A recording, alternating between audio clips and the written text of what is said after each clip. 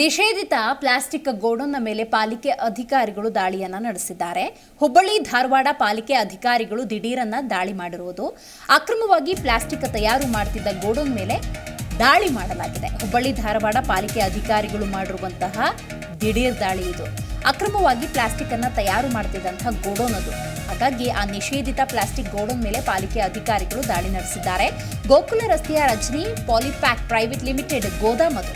ಹುಬ್ಬಳ್ಳಿ ಧಾರವಾಡ ಪಾಲಿಕೆ ಆಯುಕ್ತ ಈಶ್ವರ್ ಉಳ್ಳಾಗಡ್ಡಿ ನೇತೃತ್ವದಲ್ಲಿ ದಾಳಿಯನ್ನ ಮಾಡಲಾಗಿದೆ.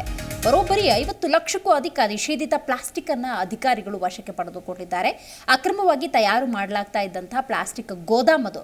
ಬಹುದೊಡ್ಡ ಮಟ್ಟದಲ್ಲಿ ದಾಸ್ತಾನು ಕೂಡ ಈ ಗೋಡೌನ್ನಲ್ಲಿ ಮಾಡಲಾಗಿತ್ತು ಅಂತ ಪಾಲಿಕೆಯ ಅಧಿಕಾರಿಗಳು ತಿಳಿಸಿದ್ದಾರೆ. ಕಳೆದ 12 ವರ್ಷಗಳಿಂದ ಅಕ್ರಮವಾಗಿ ಪ್ಲಾಸ್ಟಿಕ್ ಬ್ಯಾಗ್ಗಳನ್ನ ಈ ಕಂಪನಿ ತಯಾರು ಮಾಡ್ತಾ ಇದೆ.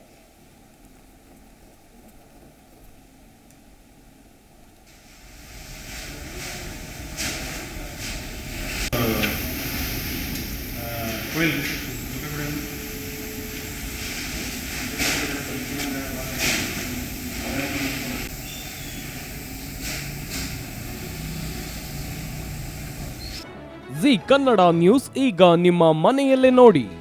ಎಲ್ಲ ಕೇಬಲ್ಗಳಲ್ಲಿ ಈಗ ಲಭ್ಯ. Sun Direct 292, Jio TV 1334, U digital 162, city cable 51, GTPL 17, Abhishek cables 821, Rockline telecommunication 51, Shri Basaveshwara number 60, Vinayaka digital number 53, in digital number 896ರಲ್ಲಿ. ನಿಮ್ಮಿಸ್ತದ ಜಿ ಕನ್ನಡ ನ್ಯೂಸ್ ನೋಡಿ ಆನಂದಿಸಿ.